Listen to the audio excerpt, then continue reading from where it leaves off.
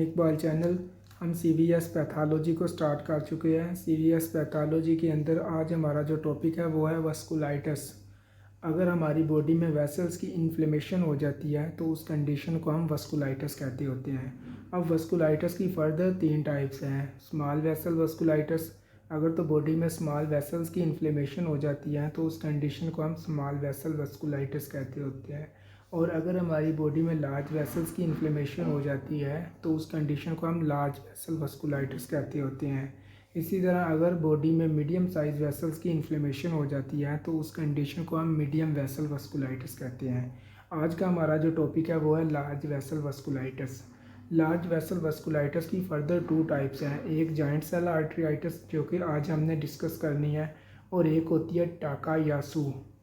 अब joint cell arteritis का क्या मतलब है? जॉइंट का वर्ड यूज़ होता है लार्ज के लिए, आर्टरीआइटिस का वर्ड यूज़ होता है inflammation of artery.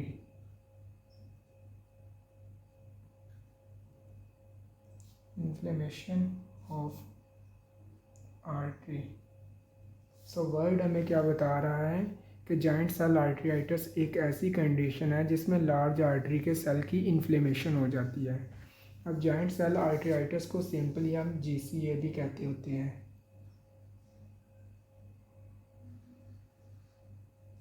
Simply called GCA।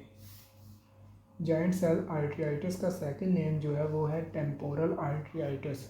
इसको टेम्पोरल आर्टरीआइटिस के नाम से भी जाना जाता है। अब एग्ज़ाम के अंदर एग्जामिनर जो है वो आपको टेम्पोरल आर्टरीआइटिस के नाम से भी या फिर जॉइंट सेल आर्टरीआइटिस के नाम से भी, इन दोनों में से किसी नाम से भी वो आपसे क्वेश्चन पूछ सकता है। Second name is temporal आर्टरीआइटिस।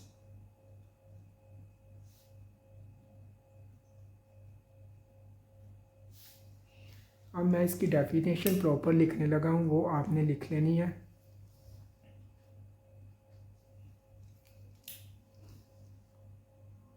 Joint cell arteritis is a condition in which occur inflammation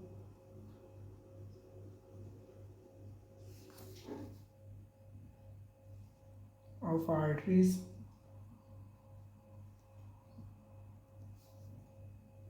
inner lining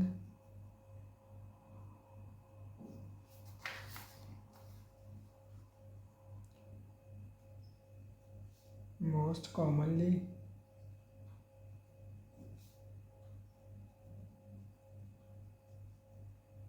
affected head, especially temporal region.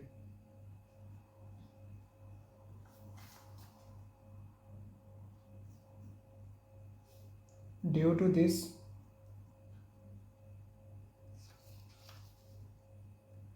GCA, also called temporal arteriitis,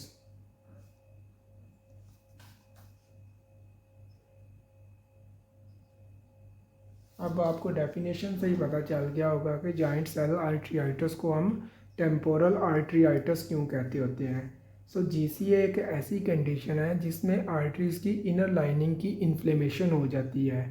GCA जो होती है ये मोस्ट कॉमनली हेड वाले area को affect करती है, और specially head वाले एरिया में ये टेम्पोरल रीजन को अफेक्ट करती है।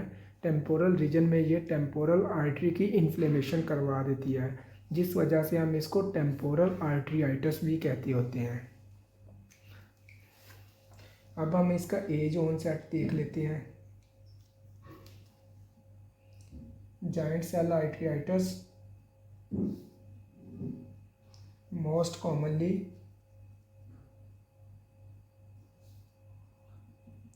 seen in female in older ages। Giant cell arteritis जो है ये मोस्टली फीमेल के अंदर हमें देखने को मिलती है इन ओल्डर एजेस में, मीन्स क्या कि मोर देन 50 ईयर्स एजेस में।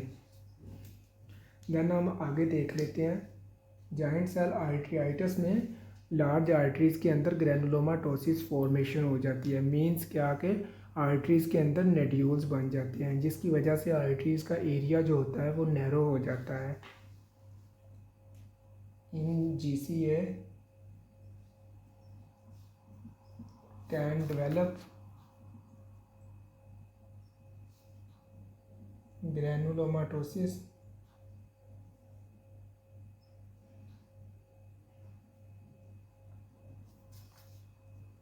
इन लार्ज आर्टरी।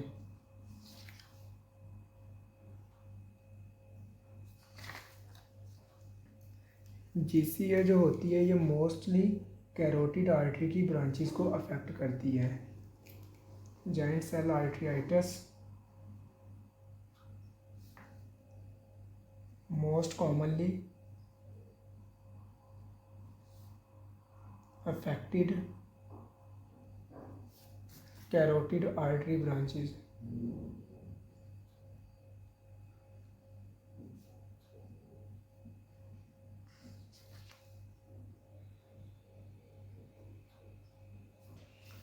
अब GCA जो कि मोस्टली कैरोटिड आर्टरी की ब्रांचेस को अफेक्ट करती है, तो अब वो कौन कौन सी कैरोटिड आर्टरी की ब्रांचेस है जिनको GCA अफेक्ट करती है। तो जो फर्स्ट आर्टरी आ जाती है वो होती है टेम्पोरल आर्टरी। देन सेकंड जो आ जाती है वो वर्टिब्रल आर्टरी होती है, और थर्ड पर जो आ जाती है वो होती है ऑप्थेल्मिक आर्टरी, मीन्स क्या कि जो कि आई को ब्लड सप्लाई देती है। अब हम इसके अंदर साइन एंड सिम्टम्स देख लेते हैं कि हमें कौन कौन से साइन एंड सिम्टम्स देखने को मिलते होते हैं।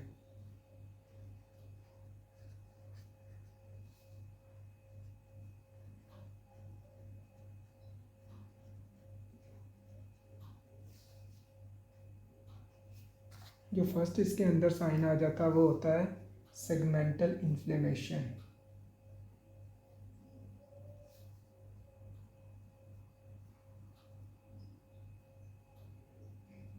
अब सेगमेंटल इन्फ्लेमेशन का क्या मतलब है वो मैं आपको डायग्राम के ऊपर समझाता हूँ। फॉर एग्जांपल सपोज करें कि ये एक ब्लड वेसल है,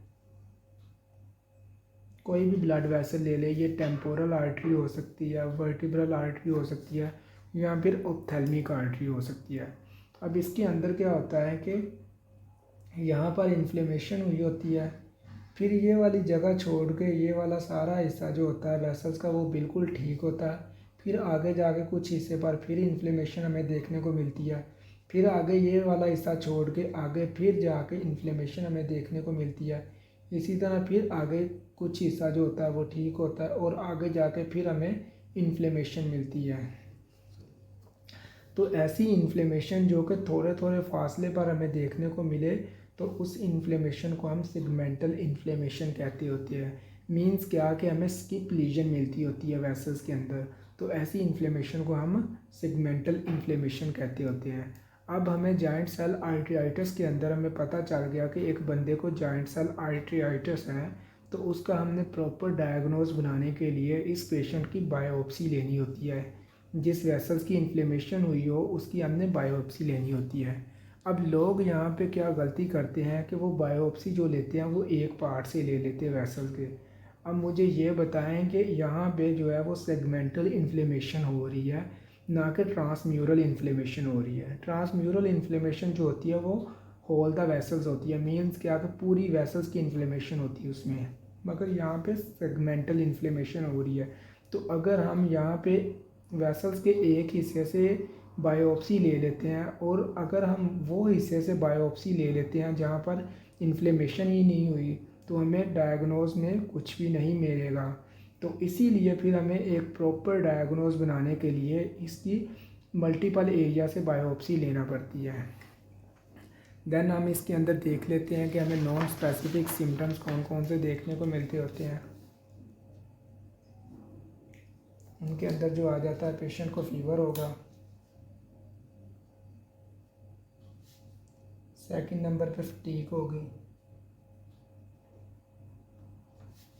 थर्ड पे एनोरेक्सिया होगा। एनोरेक्सिया का मतलब होता है loss of appetite.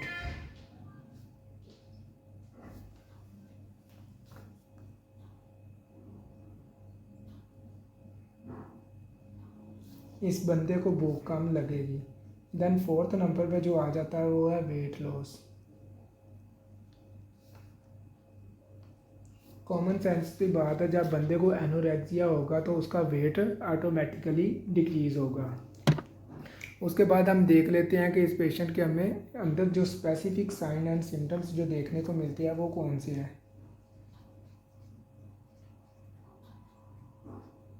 Specific sign and symptom.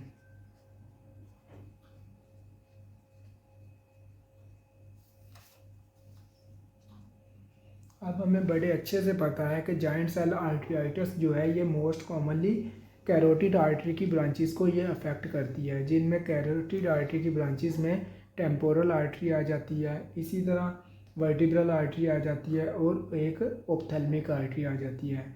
तो अगर ये टेम्पोरल आर्टरी को टेम्पोरल रीजन पे अफेक्ट करेगी हेड वाले एरिए पे तो बंदे को हेडेक होगी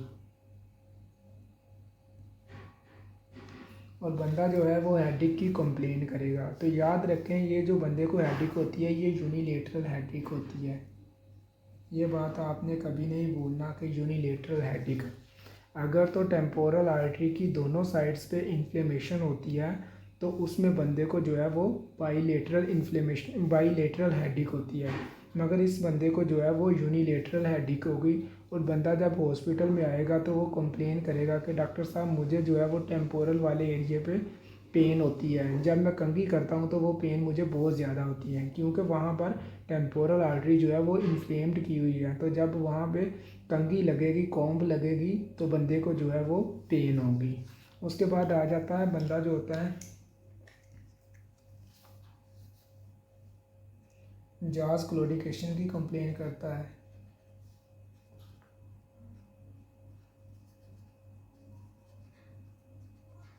क्लोडिकेशन का मतलब होता है पेन का होना। तो जब ये बंदा कहेगा कि डॉक्टर साहब जब मैं खाना खाता हूँ तो मुझे जाज क्लोडिकेशन होती है, मीन्स क्या कि मुझे जाज वाले एरिए पे बहुत ज़्यादा पेन होती है और मेरे से खाना नहीं खाया जाता। थर्ड नंबर पे ये जो कंप्लेन करता है जब ऑप्थेल्मिक आर्टरी डैमेज होगी तो ये फिर क्या कंप्लेन करता है,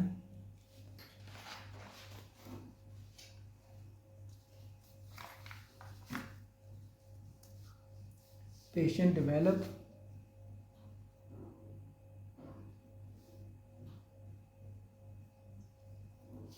irreversible blindness, irreversible blindness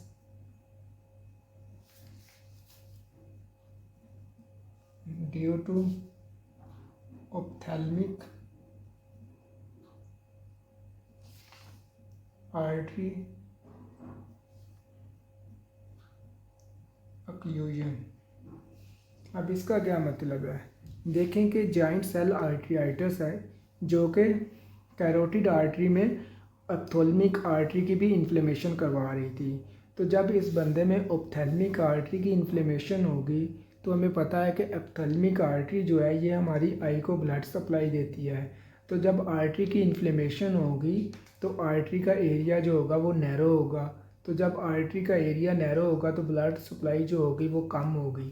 तो जब आई को ब्लड सप्लाई कम होगी तो आई के जो मसल्स होंगे वो प्रॉपर काम नहीं कर पाएंगे, जिसकी वजह से अगर हम इस बंदे को अनट्रीटेड रखते हैं तो बात जो होती है वो इरिवर्सिबल ब्लाइंडनेस की तरफ भी जा सकती है। उसके बाद फोर्थ नंबर पे जो पेशेंट कंप्लेन करता है वो होती है आर्थराइटिस। आर्थराइटिस, अब आर्थराइटिस का मतलब क्या होता है कि इन्फ्लेमेशन ऑफ जॉइंट्स।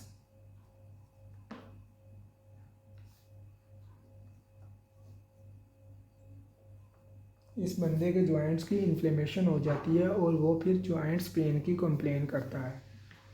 उसके बाद पोलीमाइअल्जिया, पोलीमाइअल्जिया देन हम इसकी देख लेते हैं कि अब हमें पता चल गया, जब हमने इस बंदे के अंदर स्पेसिफिक सिम्टम्स जिनके ऊपर हमने डायग्नोज बनाना होता है, अब हमने एक बंदे को देख लिया, वो हॉस्पिटल में प्रेजेंट करता है और वो कह रहा है कि डॉक्टर साहब जब मैं कंघी करता हूँ या फिर मेरे टेम्पोरल रीजन पर कभी अनफॉर्चुनेटली हाथ लग जाता है तो मेरी वहाँ पे बहुत ज़्यादा पेन होती है जो कि बेयरेबल नहीं होती मेरे से। उसके बाद वो कहता है कि डॉक्टर साहब जब मैं खाना खाता हूँ तो मुझे जास क्लोडिकेशन होती है, मीन्स क्या कि पेन होती है।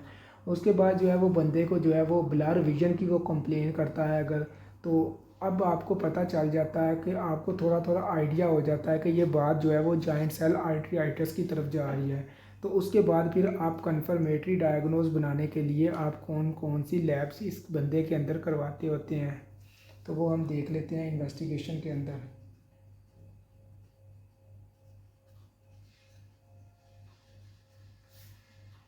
फर्स्ट आप सीबीसी करवाएंगे इस बंदे के अंदर। सीबीसी का मतलब होता है कंप्लीट ब्लड काउंट, या फिर हम इसको कंप्लीट ब्लड पिक्चर भी कहते होते हैं हॉस्पिटल के अंदर। तो सीबीसी हमें क्या शो करती है, इंक्रीज लेवल ऑफ एरिथ्रोसेडिमेंट्री रेट। उसके बाद जो गोल्ड स्टैंडर्ड टेस्ट होता है वो बायोप्सी होता है।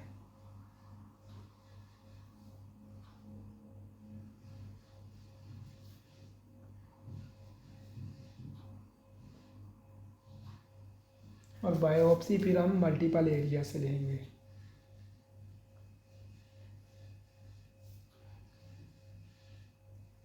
बायोप्सी फिर हमें क्या शो करती है, ये वेसल्स की इन्फ्लेमेशन को शो करती है और वेसल्स का एरिया नैरो जो हुआ होता है उसको शो करती है।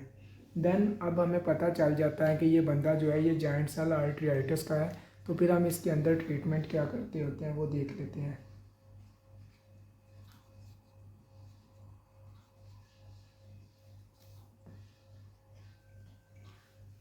High dose corticosteroid,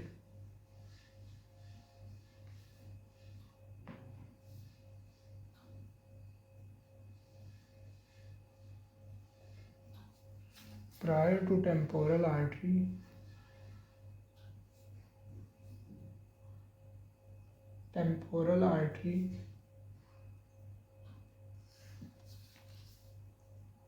biopsy to prevent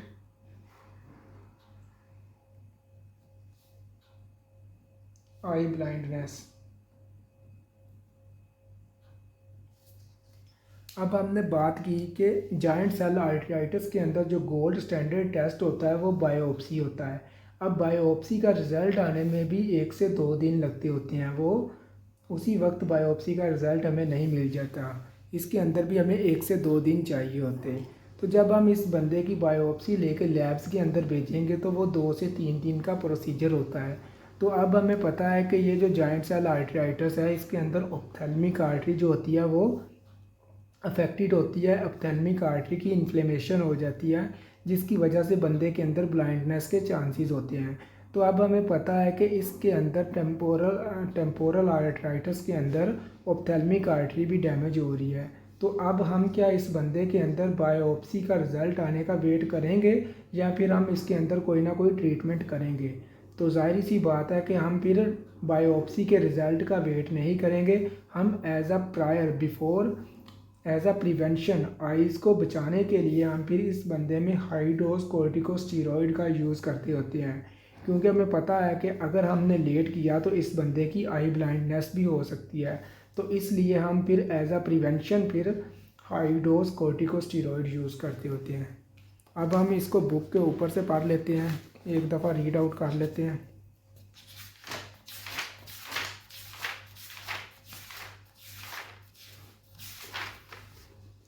ये देखें, हमने वस्कुलाइटिस के अंदर आज जो पढ़ा वो है जॉइंट सेल आर्टरीआइटिस, जिसको हम सिंपली टेम्पोरल आर्टरीआइटिस भी कहते होते हैं। वो मैंने आपको बता दिया कि ये जो होती है ये मोस्टली हेड वाले एरिए पे टेम्पोरल रीजन पर टेम्पोरल आर्टरी को जो है अफेक्टेड करती है, इस वजह से हम इसको टेम्पोरल आर्टरीआइटिस भी कहते होते हैं। Most commonly affected branches of carotid artery. अब कैरोटिड आर्टरी की कौन कौन सी ब्रांचेज है जिनको ये अफेक्ट करती है, वो होती है एक टेम्पोरल आर्टरी होती है, उसके बाद जो होती है वो एक होती है वर्टिब्रल आर्टरी होती है और एक ऑप्थेल्मिक आर्टरी होती है। उसके बाद वो क्या कहता है कि फोकल ग्रैनुलोमाटोसिस इन्फ्लेमेशंस इंक्रीज एरिथ्रोसेडिमेंट्री रेट। वो मैंने आपको बता दिया कि जब हम इस बंदे का सीबीसी करते हैं तो एरिथ्रोसेडिमेंट्री रेट जो होता है वो हमें इंक्रीज़ मिलता है और इसकी वेसल्स के अंदर ग्रैनुलोमाटोसिस फॉर्मेशन हो जाती है। मींस क्या कि नोड्यूल्स बन जाते होते हैं। इधर वो क्या बता रहा है कि यूजुअली एल्डरली फीमेल्स, तो ये जो होती है ये मोस्टली ओल्डर फीमेल के अंदर ये डिजीज़ होती है। उसके बाद क्या कह रहा है कि यूनिलेटरल हेडेक होगी इस बंदे के अंदर जब टेम्पोरल आर्टरी की इन्फ्लेमेशन होगी, तो वो बंदा जब कंघी करेगा या फिर उसके हाथ पर अनफॉर्चुनेटली उस रीजन पे टेम्पोरल रीजन पे हाथ लग जाता है तो उसको फिर हेडेक होगी और वो हेडेक जो होगी वो यूनिलेटरल हेडेक होगी। उसके बाद सेकंड नंबर पे जो इसका सिम्टम्स आ जाता है वो होता है जास क्लोडिकेशन का। उसके बाद may lead to irreversible blindness due to ophthalmic artery occlusions. हमें पता है कि ये जो जॉइंट सेल आर्टरीआइटिस होती है ये जो होती है ये मोस्टली कैरोटिड आर्टरी की ब्रांचेस को अफेक्ट करती है। तो कैरोटिड आर्टरी की ब्रांचेस में ये ऑप्थेल्मिक आर्टरी को भी अफेक्ट करती है। तो जब ऑप्थेल्मिक आर्टरी को अफेक्ट करेगी उसकी इन्फ्लेमेशन करवाएगी तो आई को ब्लड सप्लाई कम होगी, जिस वजह से जब आई को ब्लड नहीं मिलेगा तो उसके मसल प्रॉपर काम नहीं करेगी और बात जो होगी वो ब्लाइंडनेस की तरफ जाएगी। उसके बाद हमने कहा कि इसके अंदर पोलीमाइएल्जिया होता है। उसके बाद रूमेटिशिया होता है। देन हम इसके ट्रीटमेंट की तरफ आ जाते हैं। हाई डोज कोर्टिकोस्टीरॉइड, प्रायर का मतलब होता है before, to temporal artery biopsy to prevent blindness. वो कहता है कि हम टेम्पोरल आर्टरी की बायोप्सी का रिज़ल्ट आने से पहले एज अ प्रिवेंशन आई को बचाने के लिए हम इस बंदे के अंदर हाई डोज कोर्टिकोस्टीरॉइड का यूज़ करते होते हैं। So this is all about joint cell आर्टरीआइटिस।